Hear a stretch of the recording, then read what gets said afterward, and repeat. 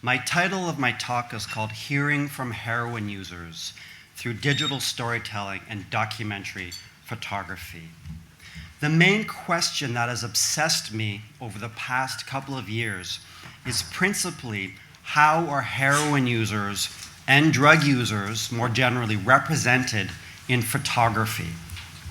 When I arrived in Liverpool the day before yesterday, I Googled heroin user. If you have a smartphone computer, I invite you now just to take 30 seconds. Google heroin user. These are a few of the images that came up for me.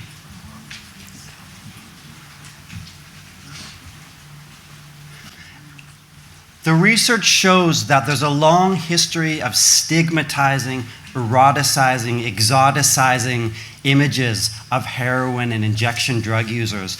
And these three photos are quite reflective of these problematic kinds of photography. How many of you found other kinds of photos in your quick search just now? Let's have a quick thumbs up. Were you impressed with them? How many thumbs down? A lot of thumbs down in the room. So the question as a researcher and as a documentary photographer and as a facilitator of digital storytelling workshops, I've been asking myself and questioning, is it possible to take humanizing images of drug users, of heroin users? And also, can heroin users own photos that they take themselves as well as their own digital stories help transform assumptions and stereotypes? The context across North America, a heroin epidemic is, again, it's sweeping across North America. In the United States, there are 500,000 heroin addicts. In Canada, as many as 90,000 people are addicted to heroin. As many as 20,000 people have died in Canada of opioid overdose in the past decade. And as all of you know, not all heroin users respond to the most common forms of treatment, including methadone. North America's first heroin-assisted treatment study was launched in 2011, and it went until late 2015. It was known as the Study to Assess Longer-Term Opioid Medication Effectiveness. And essentially, it compared whether hydromorphone, a powerful but legal opiate, is as effective as diacetylmorphine or prescription heroin in treating severely addicted heroin users. Dr. Scott McDonald, the lead physician of the study, told me that 90% of the refractory people, the people who've tried the treatments and haven't benefited from them, they need another option. And he said it's our moral responsibility to provide for some of these folks who are the most ill, sick, and marginalized in our society.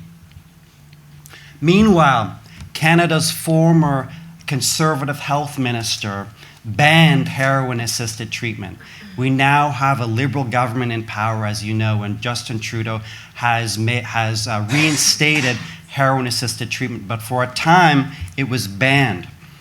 And the former health minister said, "We do not support giving heroin to those who are struggling to recover from addiction." And there was a petition that the former Conservative government launched online trying to rally Canadians to, quote, fight against programs like heroin-assisted treatment, essentially going against the science of their own department.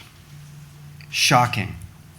That was the context in which I launched this 2-year study in which I explored whether there's a role for digital storytelling, and what if heroin users, participants in North America's first heroin-assisted treatment study, told their own stories. So I collaborated with Providence Healthcare and the University of British Columbia to run a 3-day workshop for 10 of the participants of the heroin-assisted treatment program, some of the most chronic, vulnerable heroin users. They took their own photos, wrote their own stories about their own lives, and used digital storytelling tools, tablet computers, to edit and produce their own short films. I'm going to play one of them for you in a short moment. The question that I had, again, was could these stories help transform assumptions and prejudices about drug users and heroin-assisted treatment? Luna and Luca write that the goal of digital storytelling is to help amplify marginalized voices by bringing people made vulnerable by issues right into the center. I wanted to create a narrative jolt and an aligning moment. I wanted to engage participants in reconnecting with and recollecting, reconfiguring, and acting on their own lived experiences. So let's watch a short story. It's 3 minutes long. It's called The Love of a Grandma. It's a digital story by Marie. And then I'll invite your feedback on the story. I am sitting at my desk. I'm bored out of my tree, listening to the ramblings of some lecturing teacher, Mr. Dick Kant. Yes, I know, what a name. And even though I am here in a physical sense, for some reason I feel like I'm in a dream. It feels so unreal. I am overwhelmed with some strong, strange feeling that I don't know. I am shaking like a leaf, and it feels like my chest is being crushed, and I have a lump in my throat. And all of a sudden, tears are just pouring out of my eyes. I know something is wrong. Is there something wrong at home? Or is there something wrong with me? And for some reason that I don't know, I get this vision of my grandma in my head. I got up and I ran to her house. There is an ambulance bed with a bag on it, and it looks like there is a body in the bag. But I don't know, I've never seen that kind of thing before. The elevator smelt like a hospital. I get upstairs and her door is open. I don't see my grandmother, and I realize my grandma has passed. She was everything to me. She was my protector. She was my friend. Now she's gone. I ran into my grandmother's room, and I found where she had kept her cigarette, because the cigarettes were what made her sick. I thought if I smoked, I could get sick too, to be with her, like I was yesterday. I ran home, and I locked myself in my room. I smoked and smoked and smoked, but nothing happened, and I was so angry. Then I got in trouble, but I guess because my mom knew I was grieving, she didn't slap me, and then it was over. I don't know, I guess it's just perseverance, you know. I know that my grandmother would want me to be here still. She would want me to get to enjoy the beauty of life, you know, to see things that she has seen and not suffer. I've suffered long enough. It's I don't know, it's time to enjoy life. It's time to move on and not be sad and lonely like I have been.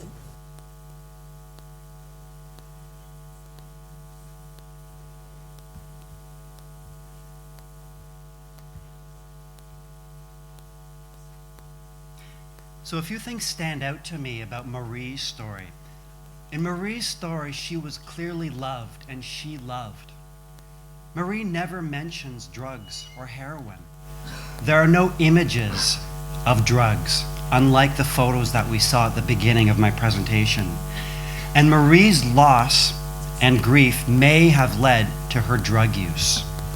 Dr. Gabor Mate, who's worked with drug users in Vancouver for over a decade, writes that not all addictions are rooted in abuse or trauma, but I do believe they can all be traced to painful experience. A hurt is at the center of all addictive behaviors. It's present in the gambler, the internet addict, the compulsive shopper, the workaholic. And this hurt is present in Marie's story, and it's mostly absent in the stories that we often see about drug users. So after the workshop, I asked Marie, why was this an important story for you to tell? And she said, it set me, my grandmother's death, on my self-destructive path. It's what caused that sense of loss, like I didn't belong anywhere. And something made me this way. I'm not a freak of nature. It's just that things happen to some people, and people don't know how to deal with it properly. So, digital storytelling is one phase of the project. I also engaged for over a year in a documentary project taking photos of Marie and 2 other participants of North America's heroin-assisted treatment program. Marie, Cheryl, and Johnny, who've all used heroin for decades and haven't responded sufficiently to methadone and other treatments. And my goal, again, with this work was to try to challenge some of the assumptions and tropes and stereotypes of drug photography. In the end, I realized the photos don't tell the full stories of the participants' lives. So I went back to them, showed them the curated images, and asked them a series of questions to get their feedback in order to show you, the viewers, and others context from their lives. The history that I was working in is a history of drug photography that represents drug users as part of a dark, seedy, secret worlds. And this can have the effect of othering or making people seem different by eroticizing and exoticizing them, writes John Fitzgerald. Some of the most seminal drug photos by Larry Clark, for example, in 1971. Another Skip Tapping Vein by Larry Clark. This theme of faceless, anonymous drug users comes up again and again in the photos. The cover of Eugene Richards' book Cocaine True, Cocaine Blue from '94. And you've probably seen this trope, and it comes up again and again to this day, of drug users with syringes clenched in their mouths. And you notice that this woman's eyes are largely out of the frame. In Vancouver, where I conducted my projects, Lincoln Clarks, a former fashion photographer, took this photo, among others, another faceless drug user. What I see in this photo is a compelling image, but I know nothing else about the woman other than the fact that she is a drug user. And I think there's a missed opportunity to reflect a person's humanity.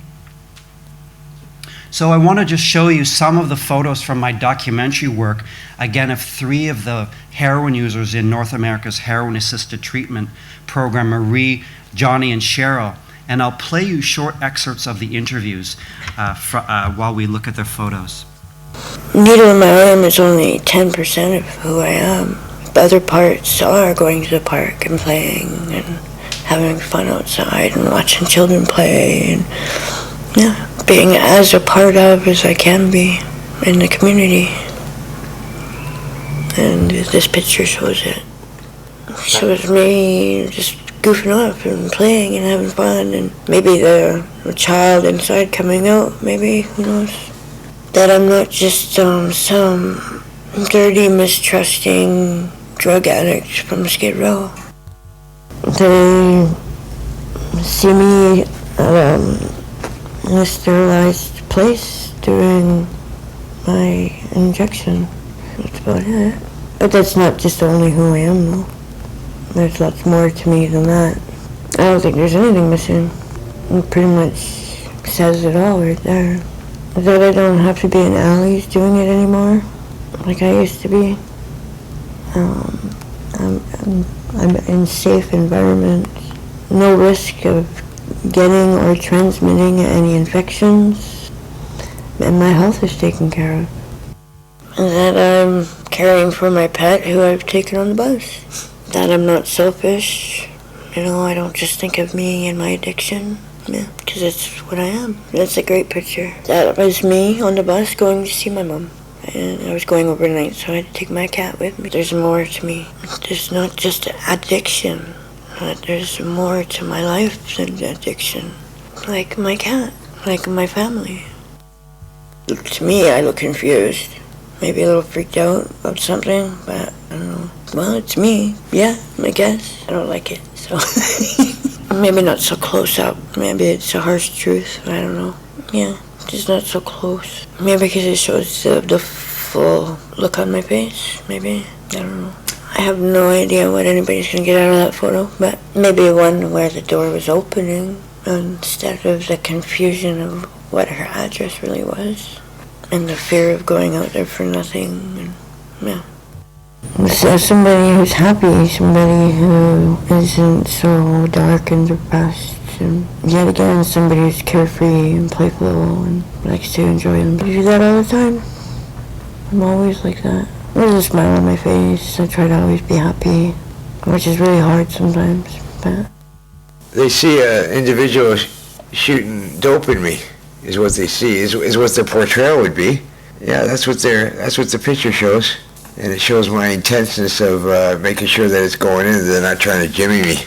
Well, I would like you to maybe let me comb my hair instead of looking like a real harsh, coarse junkie. I didn't realize my hair looked so bad when I took my shirt off. The reason I take my shirt off is because I muscle the dope. I don't IV it. Because the reason why I do the dope is different than why a lot of people do. They do it to get high. I do it to help with some pain issues I have. You never know where your life can lead. I never thought I'd be looking the way I look at this age and this time in my life. I just have a lot of feeling of gratitude right now that I am alive and that I can pass any kind of message on to somebody. Yes, it is. I don't want people thinking, oh, these guys are going in there, they're taking our tax dollars and doing heroin and getting high, and look at them, they're nothing but detriments to society. Well, I'll tell you, it's saving my life, and I'm hoping within 6 months to have had a new hip put in and go back to work, do some part-time painting work, and just start to get back living life on life's terms. Okay, for the sake of time, I'll just move on, and if you're interested, you can check out the project at outcastsproject.com. So Johnny used to shoplift from this grocery store to support his heroin addiction. Since he started heroin-assisted treatment, he goes into this shop and buys his own groceries. So that's the kind of image that I wanted to take of real human beings.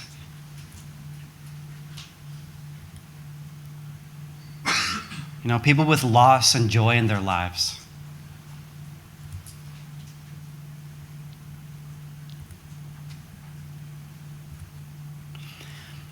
Ethics was a real foundational principle of these projects, and they were collaborative and participatory in nature. There were always discussions with the participants about the nature of the projects, the goals. And I really like this quote by Katarina Zizek, who's a Canadian filmmaker who you may have heard of. She says, "We don't make documentaries about people, we make projects with people." And that was sort of the spirit that I tried to work with my work. Just briefly on terms of ethics, in terms of transparency, the participants obviously knew there were some risks. By putting themselves out there in images, putting their stories out there, they knew that this could affect them in multiple ways. Their confidentiality wasn't always guaranteed, because through their voices, their images, they could be recognized. Every participant owns their stories, owns their photos, and grants me permission to share them. And that's really important because they can change their minds at any time about that. But just to underscore that all of the participants really wanted to be involved. It was really important for them to share their stories and experiences because, like me, they wanted to challenge the stereotypes and shine a light on the benefits of harm reduction. Thank you very much. If anyone is interested in contacting me, please do. I have to say I'm very interested in collaborating with folks in the UK in terms of digital storytelling and harm reduction. I've met some wonderful people, but please don't be shy to reach out either in person or online. Thank you so much.